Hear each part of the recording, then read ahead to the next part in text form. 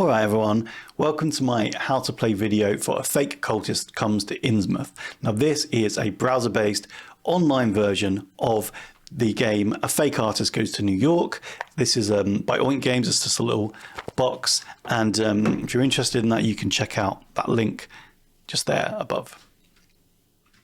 So A Fake Cultist is a game for 4 to 8 players. So I've set up a room already that has 3 people waiting for me, which means that I can join by using this button and entering the room code DOVM3. That's a unique code for this specific game that my good friend Fox has created for us. So you can see I've just popped in as the last player in this room. The event log is just telling everyone I've joined. And I'm waiting for an admin to start the game. So this game, you can see, will have a round 1, a round 2, and then it will have a vote. And I'll get into what that means soon, but let's just check out Fox here, and we'll see that Fox, as an admin, is able to start a session of this game, and they're going to do that right now. So now the game's started, each player will be able to see their role. It'll be up in the top left of their screen, and all but one of the players will be a cultist. Now, the other role in the game is the investigator, and it is their job to try and work out what the cultist's secret password is. So the cultist, they're suspicious that there might be an investigator in their midst, and so they're trying to communicate with each other what their password is without giving it away, so that the investigator doesn't just rock up with the password. The investigator is bright enough, though, to know what the category of that password is. So when we started the game, we were given this canvas, and the canvas here is telling us that the category is mythology and the password is Pegasus.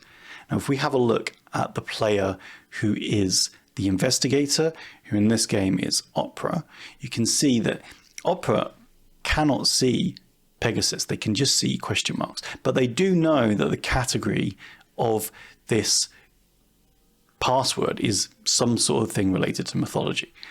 And we can also see that we're waiting for Edge to take their turn, and it says here to submit the drawing. So what does that mean? So let's go over to Edge and we'll take the turn. So Edge, you can see, has this timer.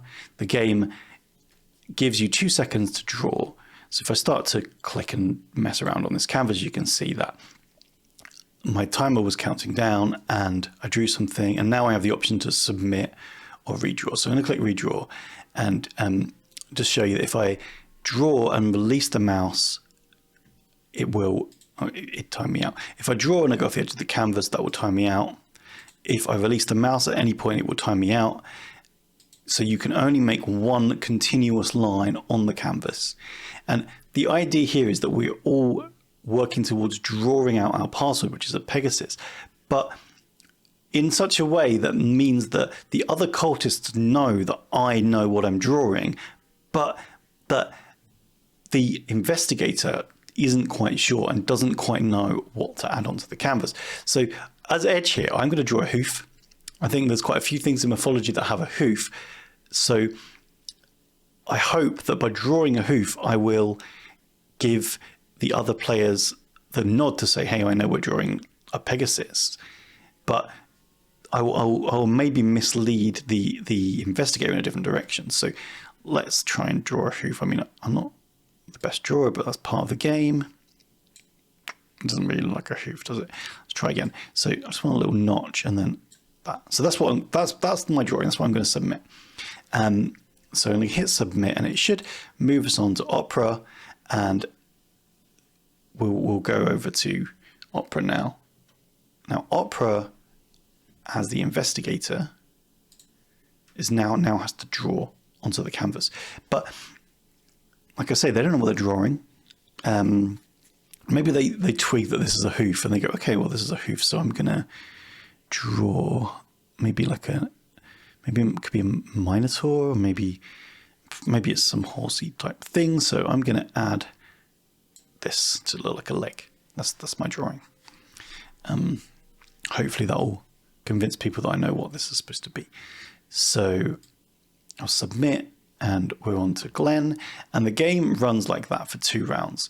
So we'll go to Glenn in Chrome here, and Glenn will be like, well, I would like people to know that I know what I'm drawing.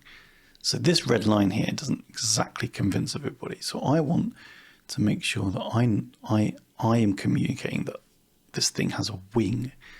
So I'm going to try and indicate that maybe like this. It's not the best, but hopefully people will get that I'm trying to draw its wing. Okay, so submit that, and then we get on to Fox's turn, and Fox can add to a drawing as well. Now Fox wants people to know that they know what this drawing is, but there's already a wing, maybe there's already a hoof. So how do they say, I know what it is? And also without giving away that the to the investigator what this drawing is. So what are they going to draw?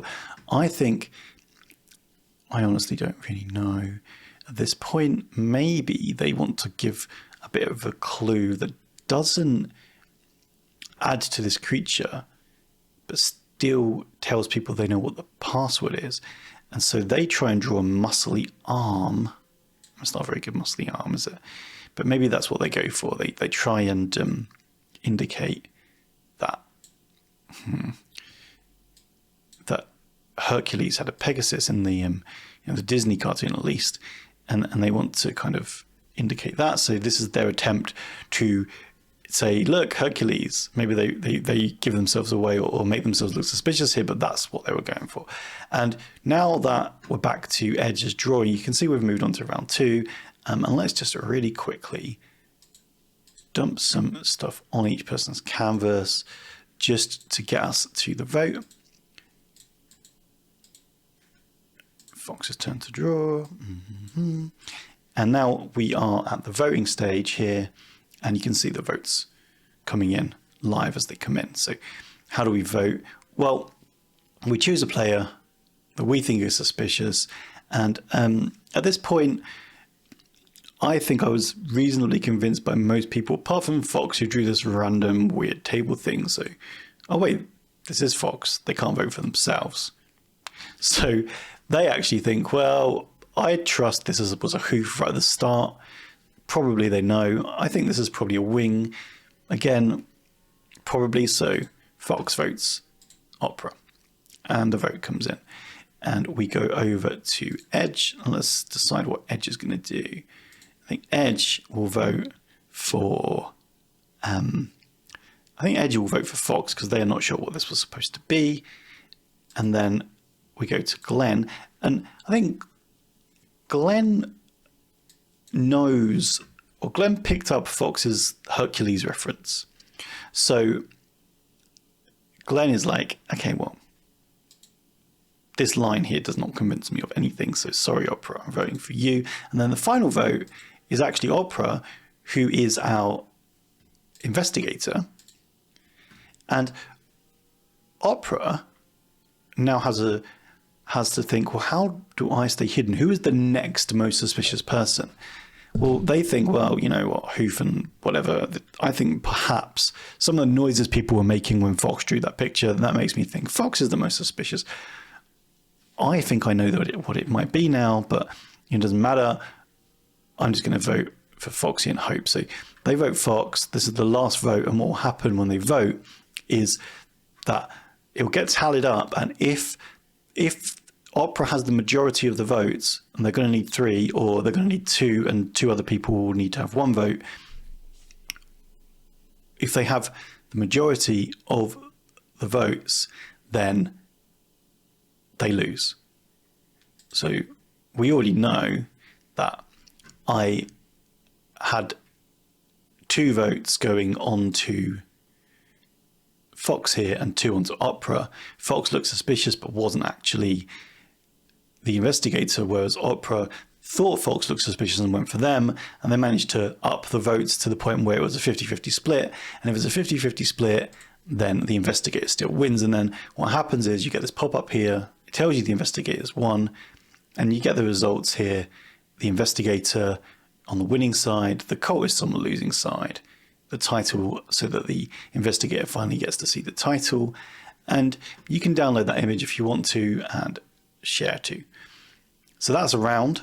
And if we go back now to Fox's screen, Fox is seeing the same win, the investigator won, and we can see that Opera has no exposure and everybody else has got 1 exposure. So this exposure, if you've played Don't Mess With Cthulhu, which is also on this site, you'll know exposure is a mechanic that lets you play multiple games within a session, and you can have an overall session winner. So we can choose now to reset the session. That will allow new players to join, or we can continue and start another game in the same session where everyone will keep their exposure.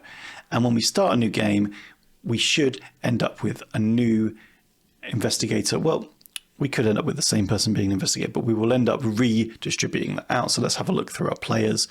The Edge is still looking at their win card, but the Edge is the investigator this time, and Opera, Cultist, and let's go to Glenn.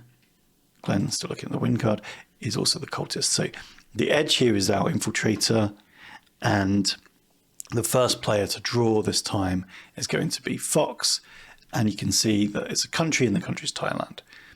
And if we just to double check, the investigator does not know what we are trying to draw.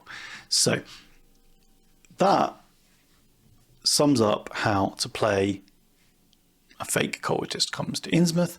And there's just a couple of extra things to mention. One is that there is a how to play guide here that does run you through the roles, the gameplay, and explains the exposure mechanics.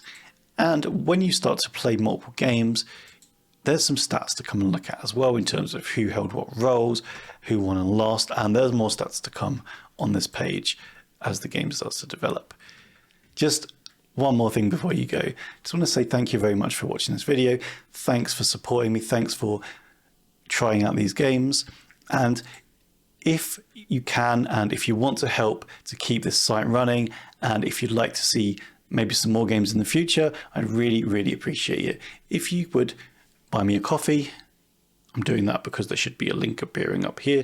And also, you know, you can follow that link from the bottom of the page too. So, you know, if you start to play them and you get into them and you're really enjoying them and you think, hey, I want to buy this guy a coffee, you can follow the link that's always haunting you down at the bottom of the page. But yeah, guys, whether you do or you don't, it's really exciting to me to think that there are people that are coming together to play these games that I love, and I'm just pleased to be able to bring them to you in this format. So just keep being awesome. Thank you.